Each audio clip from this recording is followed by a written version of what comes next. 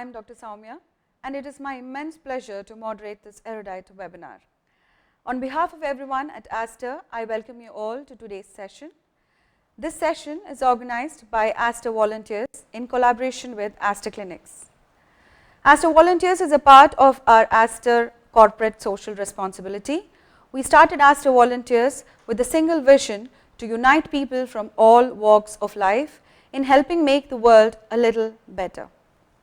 Our initiatives through medical and non-medical aid seek to impact the underserved sections of our society.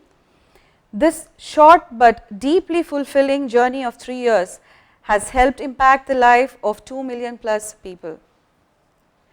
Today, in our chat session, we are going to discuss on the topic understanding thyroid disease, the underactive and overactive thyroid.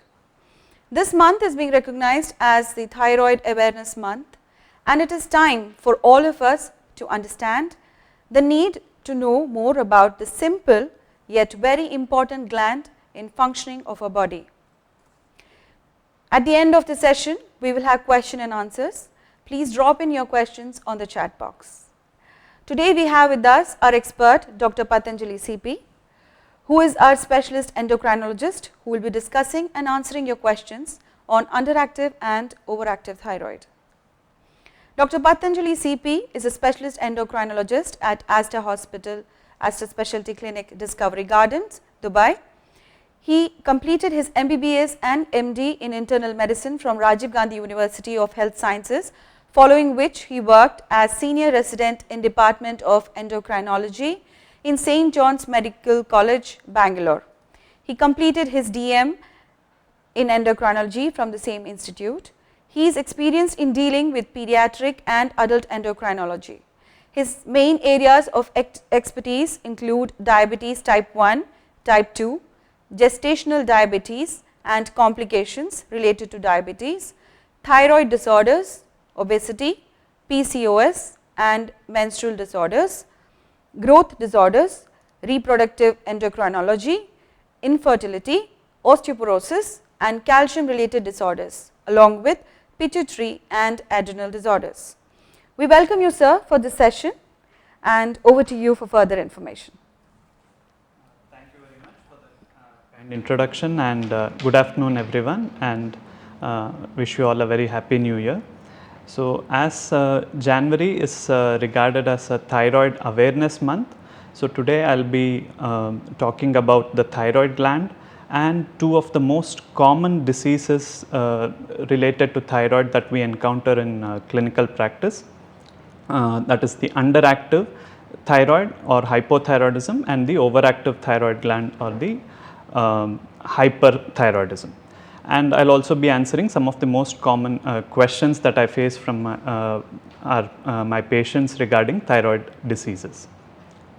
So, thyroid related diseases are now one of the most common problems seen by endocrinologists and physicians in OPD practice, and thyroid diseases are also one of the most discussed topics in recent years. And although there is a lot of information related to thyroid gland, but there is also a lot of misinformation related to the thyroid, which has led to the creation of a lot of myths relating to thyroid and further creates confusion in patients' minds and complicates the management of quite a simple disorder.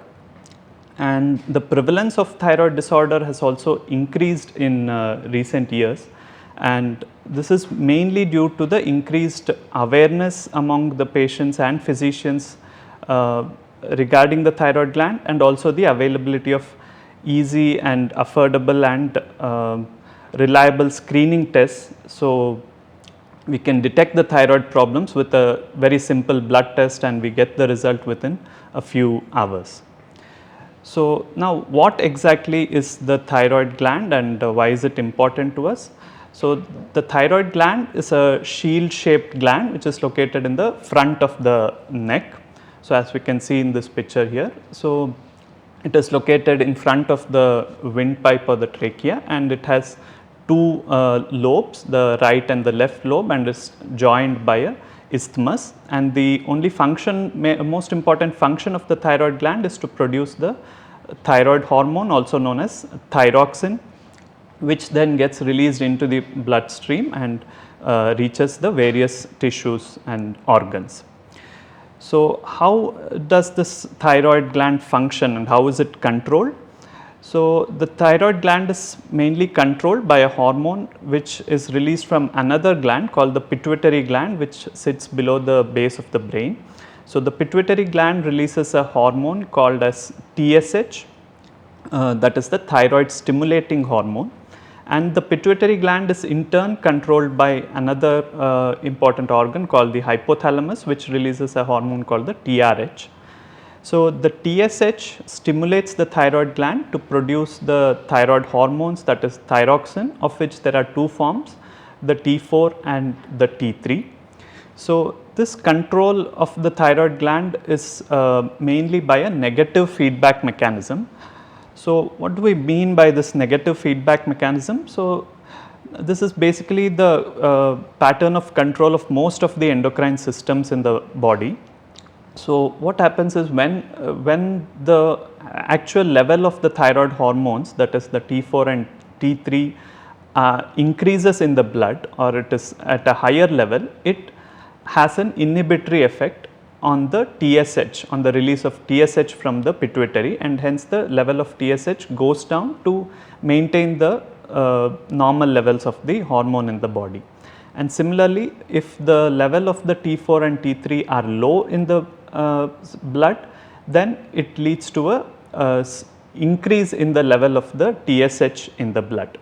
And this is important to understand mainly because this is how we need to interpret the thyroid blood test. So, why is the thyroid gland important? So, the thyroid hormone is important for the functioning of most of the organs and tissues in the body, and some of the important body systems which are controlled by the thyroid include your energy levels, the temperature regulation, the bowel movements, blood pressure and heart rate, and the reproductive functions and menstrual cycles in the female. So, all of these important systems are controlled by the thyroid hormones.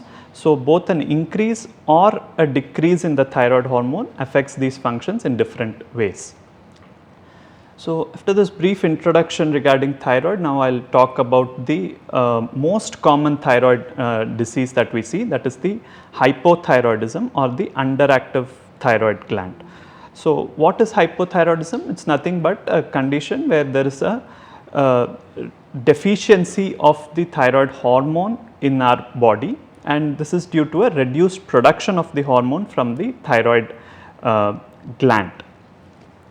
So, this hypothyroidism can be either primary or secondary. So, primary, we mean that there is a defect in the thyroid gland itself which leads to a reduced production of the hormone from the gland, and secondary means that there is a defect in the pituitary or the hypothalamus which produces the TSH, and hence there is a reduced production of the hormone from the thyroid gland. So, what are the main causes of hypothyroidism? So, most of the times hypothyroidism is an autoimmune disorder. It is also known as Hashimoto's thyroiditis, and this is the most common cause for hypothyroidism. So, what do we mean by autoimmune disorder? So, it is a condition where there is a production of antibodies in our own system against our own organs, and thyroid is one of them. And these antibodies block certain enzymes involved in the production of thyroid hormone and also damage the cells of the thyroid gland over time.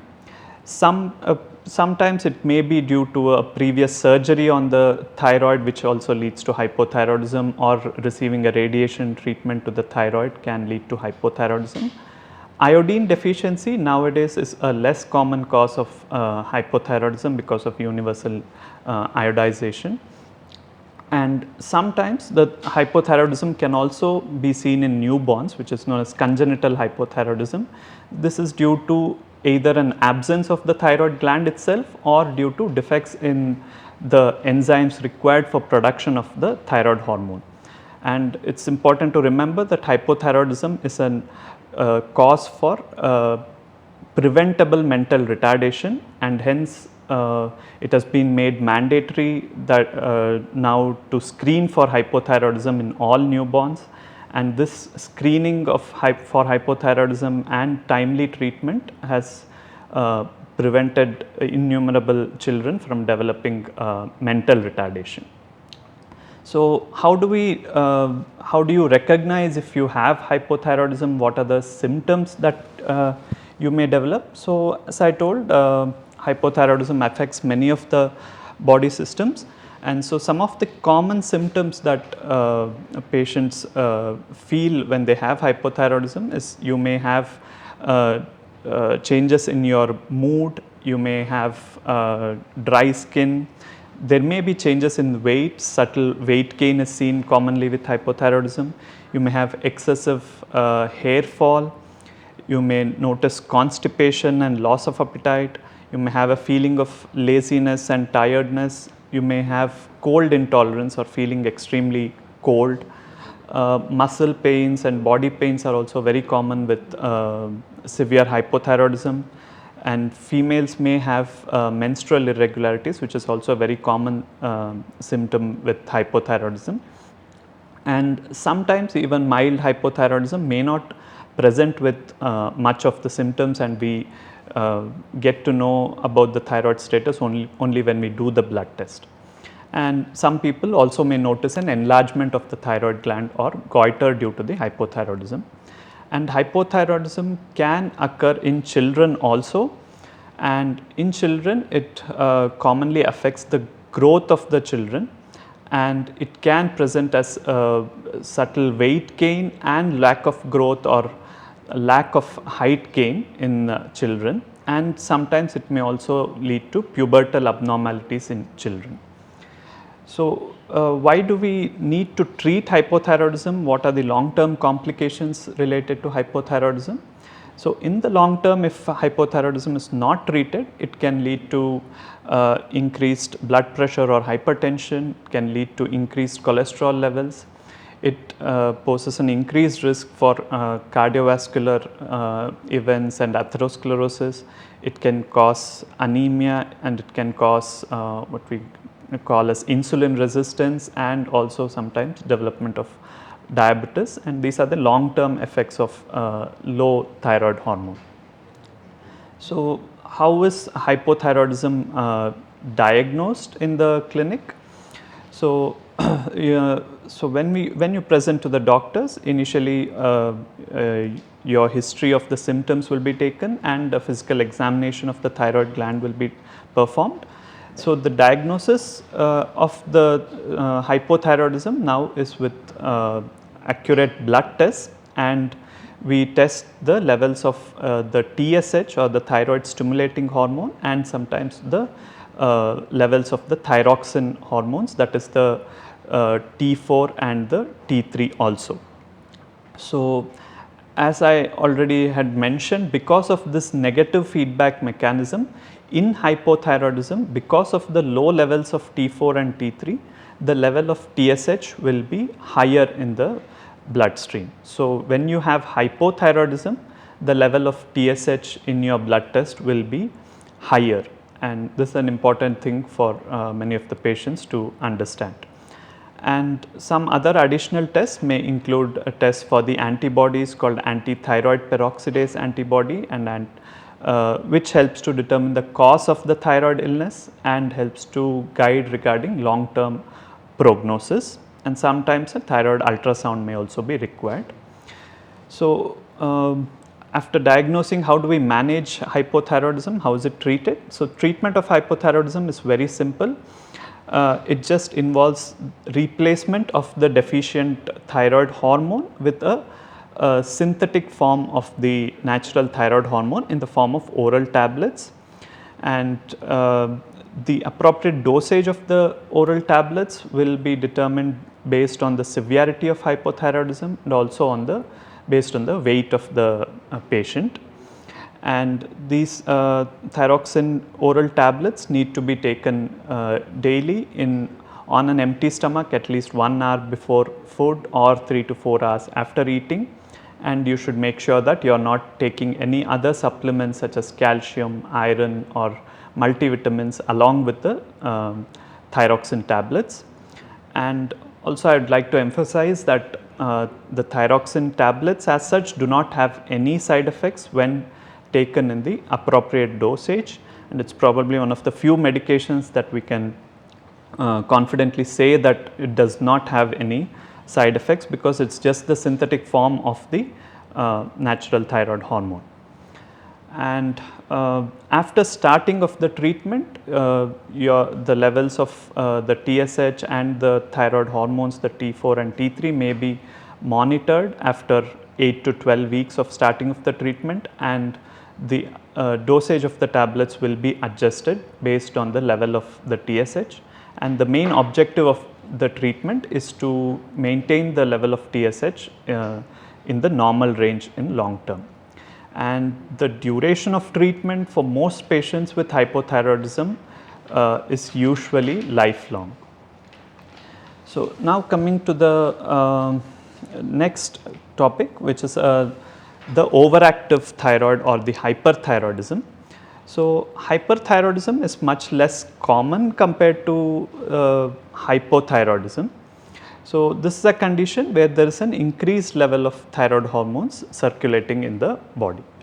So, what are the common symptoms of hyperthyroidism? So, as this is a condition where there is an increased level of thyroid hormones, the symptoms are kind of opposite to what we see with hypothyroidism, and patients here commonly present with palpitations or very fast heartbeat, that is, and increased feeling of the heartbeat.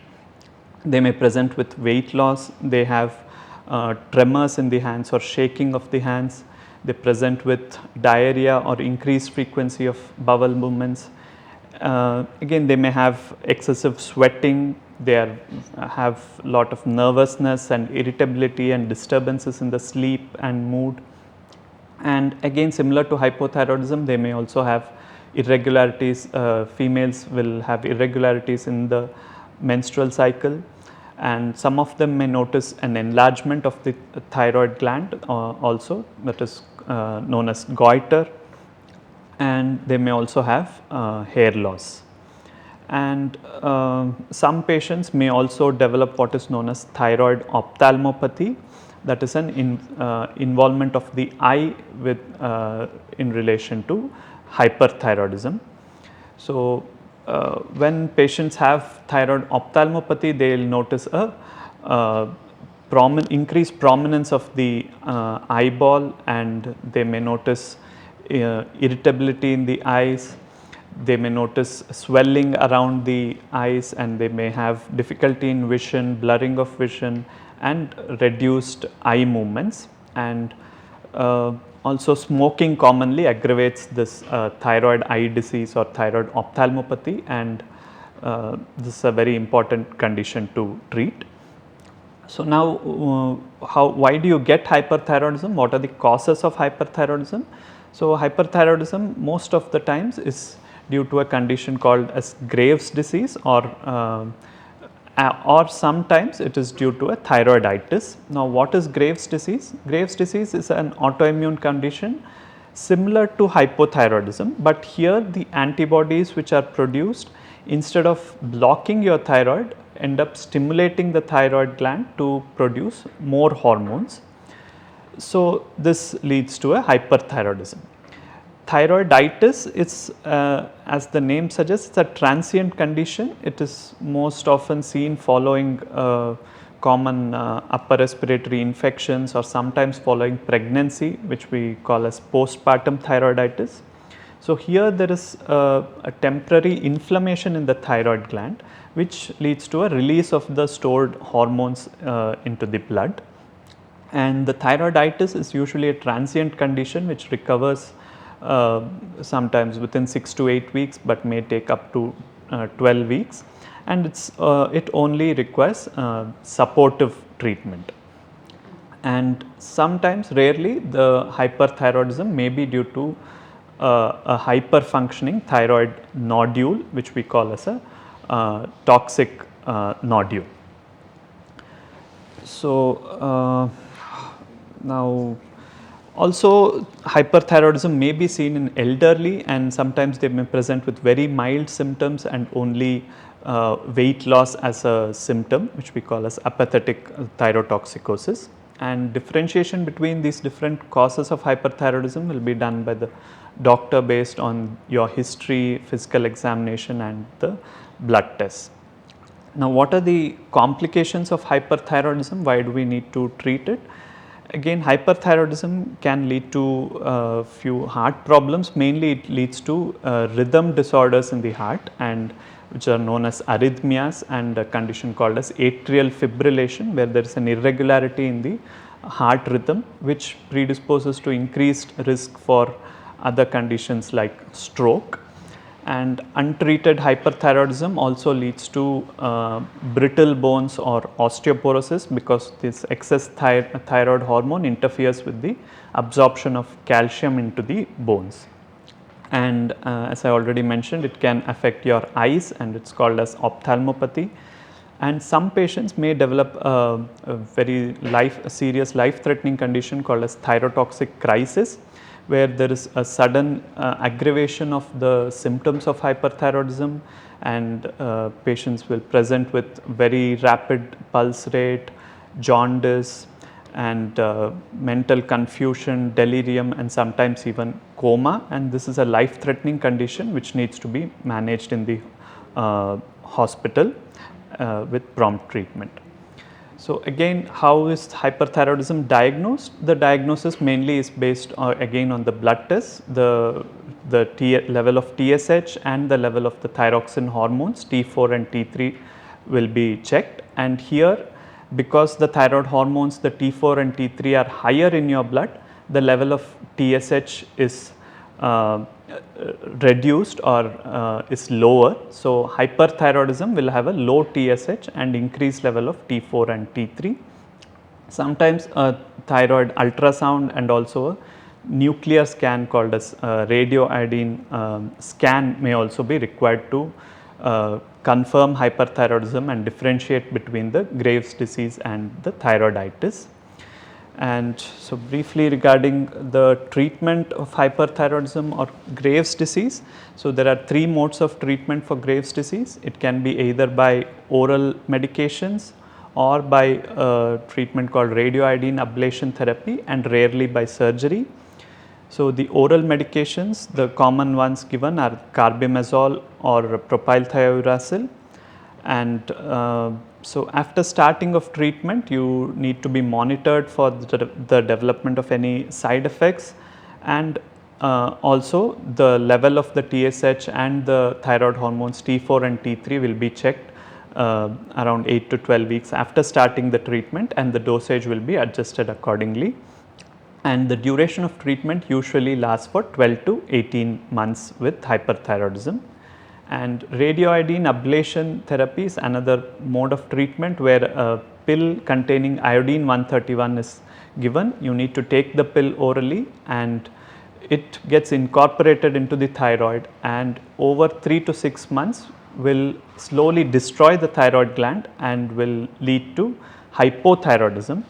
Now, why do we convert the hyperthyroidism into hypothyroidism? Is mainly because hypothyroidism is much more easier to treat, and the treatment for hypothyroidism is very simple with the thyroxine tablets, which does not have any side effects. And surgery mainly involves removal of the thyroid gland or thyroidectomy, but this is now very rarely used for hyperthyroidism, and it is required only when people have a very large swelling or any suspicion of thyroid cancer is there, or if there is severe intolerance to the oral medications or radioiodine therapy. So, in conclusion, the thyroid diseases are very common disorders, but both hypo and hyperthyroidism have very safe and effective treatments. So, timely diagnosis and adherence to the treatment and regular monitoring will help to keep your thyroid hormone levels in the normal range and will prevent any long term complications. So, I think we can take any questions now. Yes, sir. We have quite a few questions. Before that, thank you so much, sir. That was a very informative session. So now beginning with the questions, we have Betty Tankachan who's asking if one of my parents have hypothyroidism, how should I monitor myself? Okay. Yeah, so hypothyroidism, as I told, it's an autoimmune condition. So if either of your parents or even any relatives have a thyroid problem, you are at a higher risk for developing hypothyroidism. But unfortunately, as of now, there is no definitive therapy to prevent the development of any kind of thyroid illness. So if you notice any symptoms related to the thyroid, then you should immediately get yourself checked and get your TSH and the thyroxine hormone levels checked. And sometimes you can also check the levels of the antibodies or the anti-TPO, which will suggest that you are at an increased risk for developing thyroid disease. And if you have the antibodies, then you need to monitor your thyroid hormone levels more frequently. But again, as I told, there is no definitive way to prevent thyroid illness as of now. Any diet related changes they will have to do? Yeah, so this is a very common question from most of the patients, but there are many conflicting reports and many people say you need to eat this for improving your thyroid status, you need to eat that for hyperthyroidism, but really no specific dietary measure can reliably improve your thyroid function, or it does not affect your thyroid function in a major way, and there is no proven diet which can help to prevent thyroid disease. We have a question from Mr. Srijit Thomas. He's written, I am not able to lose weight, is it because I have hypothyroidism? Yeah, so the thyroid hormone controls your body's metabolism, and low thyroid hormones or hypothyroidism can lead to slowing of the metabolism and some fluid retention, and it can lead to mild amount of weight gain. But in most cases, the weight gain or inability to lose weight may not be related to the thyroid illness as such.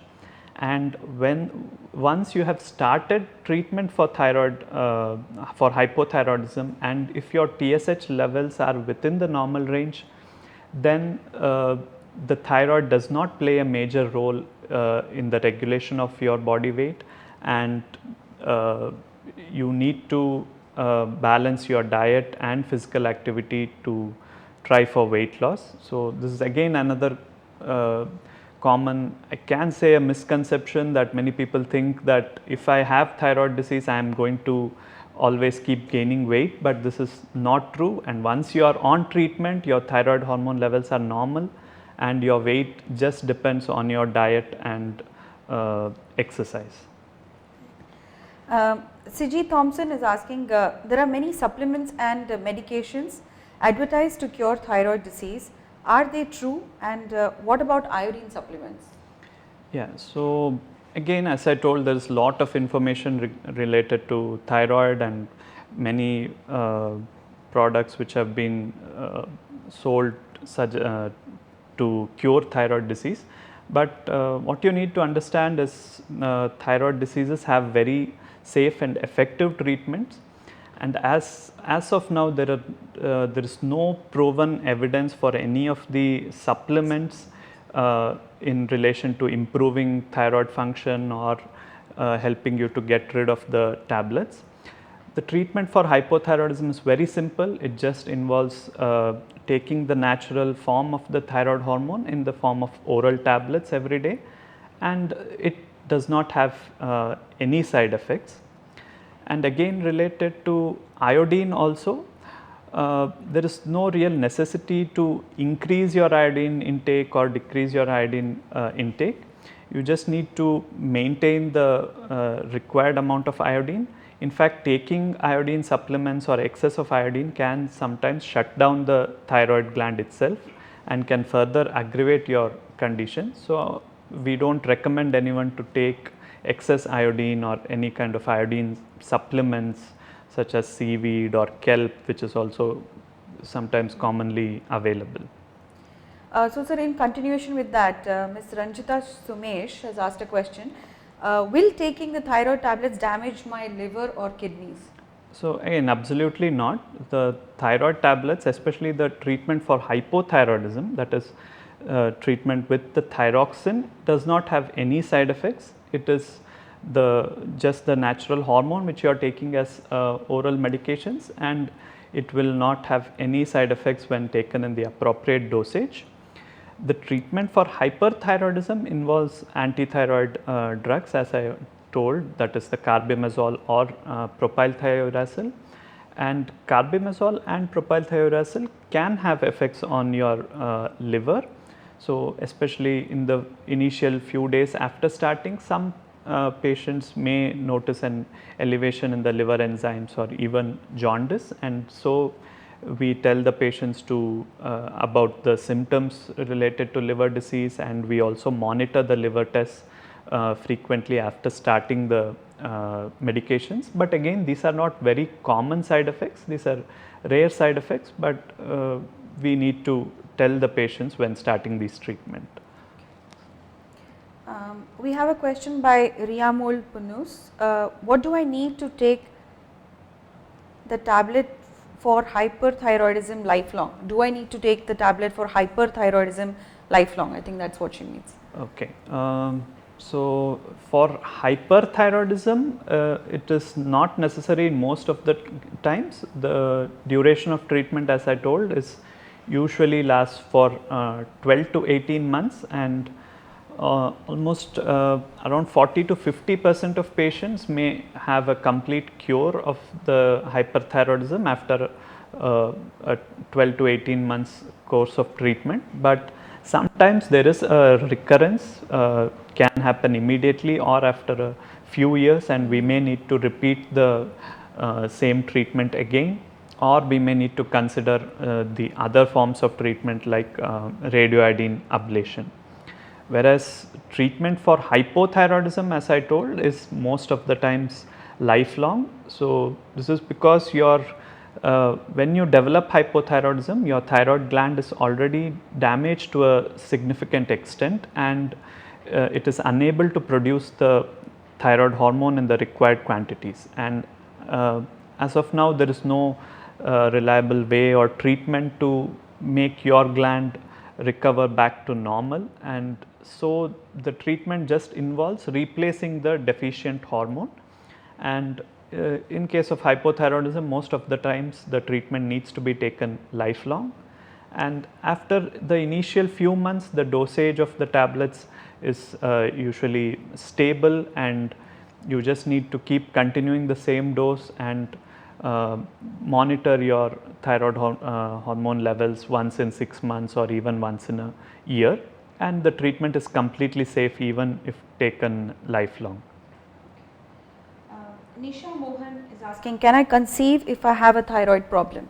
Yes, definitely you can, but you need to make sure that if you have hypo or hyperthyroidism, before you plan for a pregnancy or conception, you need to meet your doctor or endocrinologist and make sure your thyroid hormone levels are within the normal range. So, if you have hypothyroidism, we prefer that your TSH is within at least less than 3 before you plan for a conception, and that will give rise to the best outcomes during pregnancy. And also after you conceive, we need to adjust the doses of your tablets, and during pregnancy we need to monitor your TSH levels more frequently. Usually we need to monitor it monthly or every 6 weeks. But with appropriate treatment and dosage adjustment, the outcomes are relatively normal. Okay. Steffi Sebastian is asking, hypo or hyperthyroidism will affect memory? Yes, hypothyroidism more commonly affects memory. So, as I already mentioned, the thyroid hormone plays a very important role in your mood, memory, cognition.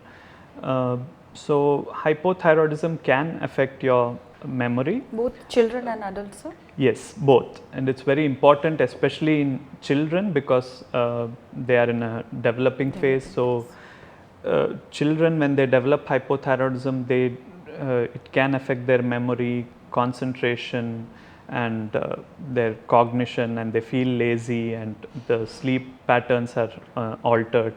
So, again, prompt treatment is very important, but it's a reversible thing. Okay. B2 Rinil, I think in continuation with the same question, can children get thyroid problems? Is it safe for children to take thyroid medication? Yeah, definitely children also develop both the thyroid problems. They can have hypothyroidism and even hyperthyroidism, though it is more common between 20 to 40 years, but even children as young as even 4 5 years can develop thyroid problems. And so it is more important to treat both hypo and hyperthyroidism in children, because thyroid hormone plays a very important role in the growth of children, in the attainment of height, and also in the pubertal development. So, it becomes more important to promptly treat children, and the treatments are completely safe. The treatment for hypothyroidism does not have any side effects even in children. So, sometimes parents are hesitant to give the tablets to the children because they think that we have to start treatment and we need to continue it lifelong. But you need to realize that it's very important that you treat them early, and the treatment is completely safe. There is also another question by Mr. Hari Prasad. He's asking about dose increments. How much should TSH vary to increase or decrease the dose? Is it something you can do on your own, or? No, we would not recommend you to do it on your own. So, you need to monitor your TSH every 3 to 6 months, and whenever there is a dose change, we monitor it after 2 or 3 months. But it is you need to consult your doctor or endocrinologist, and the dose increments are usually done in small increments of 12.5 or 25 micrograms, depending on the level of your TSH. So, if your TSH is still high, still more than the upper limit of normal, it means that your the dose that you are taking is not adequate, and we need to make slight increases in the dose. And if your TSH levels are lower than normal, it means that the dose you are taking is probably a little high for you, and we need to slightly reduce the doses. But the dose adjustment should be made by your doctor only. Physician. Yes, yes. There is one Mr. Shabari Kanchana Padmakumar. He has mentioned, thanks doctor for the information. May I please know, does Ayurvedic medication help to keep the TSH levels normal along with less euthorax medicine? Again, this is difficult for me to answer because I am not exactly aware of it. But what I suggest is that the treatment for hypothyroidism is quite simple, and the euthyrox or the thyroxine medicine that you are taking is just the natural thyroid hormone, and there is no real need to think about reducing the dosage. All that matters is that you should keep your TSH levels in the normal range. So, it does not matter if you are taking a 25 microgram tablet or you are taking a 200 microgram tablet, as long as your TSH is normal. There is no such concept of high dose or low dose when it comes to thyroid replacement. It is the dose which keeps your TSH normal is adequate for you. So, it depends on your body weight and the severity of your thyroid illness, and it is a very simple and safe and effective treatment, and you just need to take one tablet every day and go about your routine activities. Okay. Prema Martis is asking, I am leading an active lifestyle and I am doing my regular exercise, can I reduce the dose? So again, exercise or even diet is not known to significantly affect the thyroid hormone levels, even though some people say that you need to follow this diet or do these exercises to control your thyroid. Of course, having a healthy diet and following an active lifestyle is very important for many other things, but it does not impact the thyroid function much. So, even if you are following a good diet and exercise, you need to base the dose of the tablet that you are taking only on the level of TSH. You need to monitor your TSH and you should change your dose only if advised by your doctor. Yes.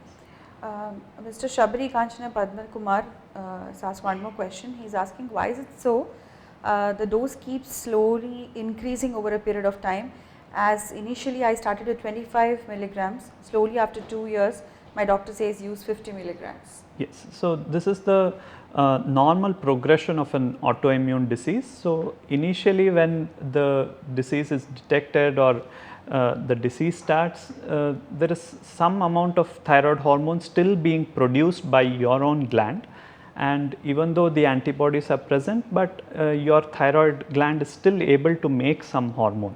So the requirement may initially be very small, and some people may require only 25 or 50 microgram in the initial few months. But the normal course of an autoimmune disease is that the damage to the thyroid gland keeps on progressing until after 1 or 2 years your thyroid gland almost completely stops producing any hormone. So, for most patients there is a progressive increase in the requirement of the hormone. So, initially they may require 25, 50, but over 1 or 2 years the dose usually stabilizes, and we reach a dose which keeps your thyroid, the TSH levels in the normal range, and after that the dose remains stable throughout your life as long as you are taking the tablets regularly. But it depends from individual to individual. Yes, it can. It depends on the severity of hypothyroidism. So, some patients, when they present, their TSH levels are very high and the hormone levels are very low, and in them we directly need to start with a higher dose like 75 or 100 micrograms, and it also depends on the body weight of the individual also. So, in some cases when there is only mild hypothyroidism, also known as subclinical hypothyroidism, we start only with small doses like 25 or 50 micrograms, but the disease usually progresses with time. The next question is by Priya Baby.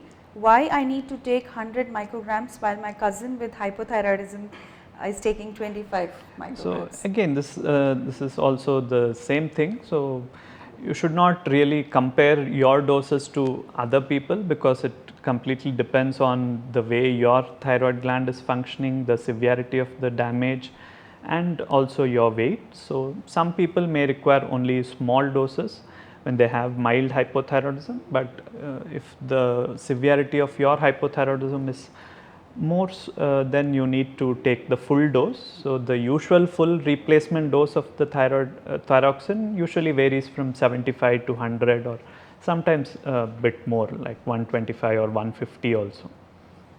Okay. There is one question. I have thyroid disease. Am I at increased risk for COVID-19? Yeah. So, as of now there is no definitive evidence or enough studies to say that people with thyroid disease are at an increased risk for COVID. So, there have been few reports of thyroiditis, that is a transient inflammation in the thyroid gland due to COVID-19. But I think as long as you keep your TSH levels in the normal range and you are on adequate treatment, then I do not think there is any need to worry about COVID-19, and you need to follow the usual measures followed by other people. So, that is the list of questions we have. So, thank you so much for your time. I hope the session was informative to all of you who are watching this webinar, and please visit our YouTube channel and you can see this webinar to get more information and answer further questions if needed. Thank you so much for your time, doctor, and thank you everyone for making this webinar a success. Thank you.